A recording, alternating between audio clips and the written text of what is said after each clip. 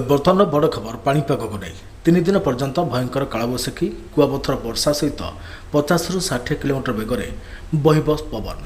तेज जाना संपूर्ण अपडेट क्यों सब जिला कौन रही डिटेल्स इनफर्मेशन ता पूर्व वीडियो को लाइक करूँ जदि पार्टी आपंकर सांग साथी मान भिडटी को सेयार करनी जदि फ्रेंड्स आपने आमर ये चैनल नुआ ही भिड देखुंते पूर्व केवे भी सब्सक्राइब करना तेज निहाती चैनल को सब्सक्राइब करने सहित पाखे आसुवा बेल आइकन को बजाय रखि था। आसंता काली 3 दिन पर्यंत कालबैशाखी प्रभाव में झड़ वर्षा संभावना पागरे परिवर्तन आसवा सहित गरम और गुड़गुड़ी आश्वस्ति मिल पारे।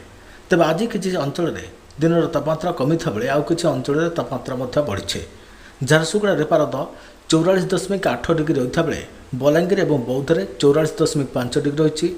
अनुगुड़ में पारद 43.7 डिग्री रही बेले संबलपुर में 43.6, सुंदरगढ़ 43.5, हीराकुद 43.8, तालचेर में 40.6, भवानीपाटना 42.6, फुलबाणी 40.5, टिटलागढ़ 43, सुवर्णपुर 42.6, परालाखेमुंडी 40.2 डिग्री, बरगढ़ में 41, नुआपड़ा 42, राउरकेला 42.2, भुवनेश्वर में 36.8 और कटक में 36.6 डिग्री रही है।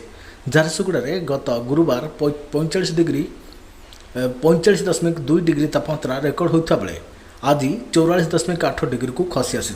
तेज संबलपुर, कंधमाल, कोरापुट और मालकानगिरी जिले में दिन तापमात्रा बढ़ी। पारादीप, बलांगीर में कालबैशाखी अनुभूत होता बेले आज दक्षिण ओडिशार मालकानगिरी, गंजाम, कोरापुट और मयूरभंज जिलार किसी अंचल में बिजुली घड़घड़ी सहित झड़ वर्षा हो पारे।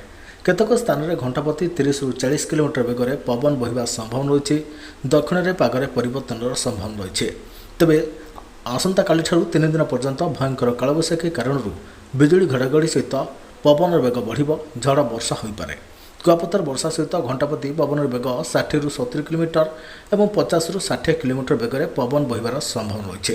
एपटे आगामी 24 घंटा मध्य झारसुगुड़ा, बौद्ध, संबलपुर और बलांगीर जिला को ग्रीष्म लहरी पर येलो वार्निंग जारी करिछि विभाग। बालेश्वर, भद्रक, जाजपुर, केन्द्रापड़ा, कटक, जगतसिंहपुर, पुरी, खोर्धा, नयगढ़, गंजाम और गजपति जिले में प्रबल गरम और गुड़गुड़ी अनुभूत होगा संभावना थी पाणीपाग विभाग पक्षर येलो वार्निंग जारी कर तेज आसंता 2 दिन पर्यंत दिन तापमात्रा विशेष परिवर्तन होवार संभावना नहीं। परवर्ती 5 दिन मध्य पारद 3 ରୁ 5 डिग्री पर्यंत कमी पारे। अनुगुड़, झारसुगुड़ा, सुंदरगढ़, कलाहांडी, बलांगीर, सुवर्णपुर, बरगढ़ और बौद्ध जिले में पारद 42 डिग्री कि अधिक रहीपे बोली भुवनेश्वर पाणीपाग विज्ञान केन्द्र आकलन करिछि। तेज आपण मैंने केउं जिलार वीडियो देखुंते और आपण जिले में बर्तमान पाणीपाग किपर रही आमको कमेंट